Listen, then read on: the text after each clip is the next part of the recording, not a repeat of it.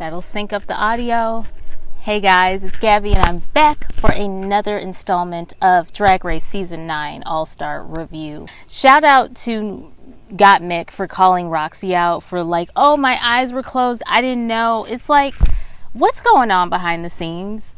Like, there's some weird competition between Angeria and Roxy, and honestly, Roxy, you're not beating the allegations of not being a bully, because it seems like it's a type of girl that she goes after, the quirky like chick that just dominates the competition, does well and minds her business. She did it with Jinx in season 5, and now she's doing it to Angeria, and I'm just like, it's just, if y'all are not going to tell us the whole story, it looks weird. It looks very, very freaking weird. So I'm glad that Gottmik called her out, and like, I get it. Nobody wants the villain edit, but if you're doing villainous stuff, then like own it. This episode not only proved that Jorgeous is a fierce queen, but she's quite strategic.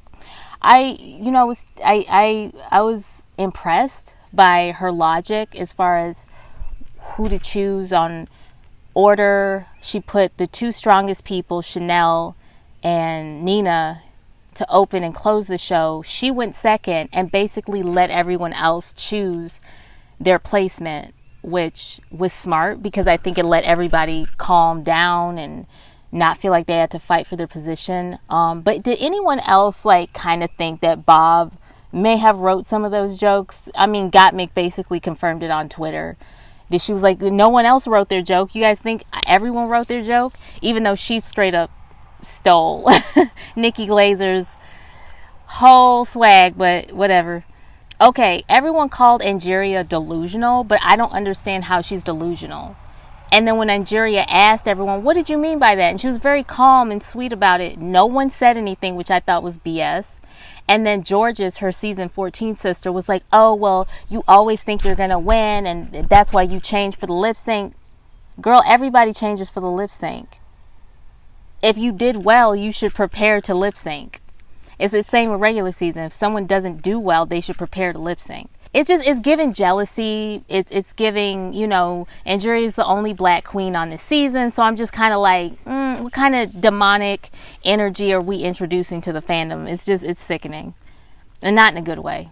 Angeria, to me, dominates. She's kind of got the Saphira Crystal effect where they both came in, did exceptionally well on their seasons, but didn't have to play mind games or be cruel or be vindictive. And that is my favorite kind of queen. So I again, it's a lot of tension behind the scenes that for some reason Story is not choosing to put forth in the fandom. And my suggestion is, I think the reason why the tension is so apparent but not spoken about is because this is a charity season and the queens don't want to make their charity look bad. So my suggestion is, the next time you guys go with this format, maybe the goal should be to give money to like a drag house or a drag or organization that's not a charity per se.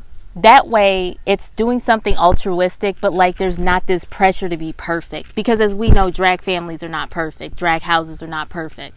You get a bunch of creative people together and there's bound to be drama. Okay, so congratulations to Jorgeous and Plastique. Y'all stepped it up. You proved that you are not one trick pony, that you're not just dance girls or fashion girls. You're actually smart and funny. And so congratulations. I love to see the growth. I personally feel like Plastique and Jorgeous should have been in the top 2, but I love Angeria. And she proved that she wasn't disloyal or delusional, because not only did Angeria do well, she was top 2. And she won her lip sync. So again, how's that for delusional, guys? What's the tea, really? Ruta told Chanel that she was beautiful, and I'm glad that she did, because Chanel still doesn't have a badge, 6 weeks into the competition. I think she's handling it well, but I was concerned that we would have another season 1 moment, and that's why Ruta was like, let me tell her that she's beautiful. Okay, Angie snipped Roxy again. At this point, I don't understand the logic behind that, like, way to keep it going, because Roxy is not the type of girl to just let shit go. Like, she is definitely an eye for an eye queen, and I just feel like it's gonna go back and forth like drag battleships, and I'm kind of over it honestly. So Plastique not knowing the words and pointing to Angeria basically guaranteed Angeria the win.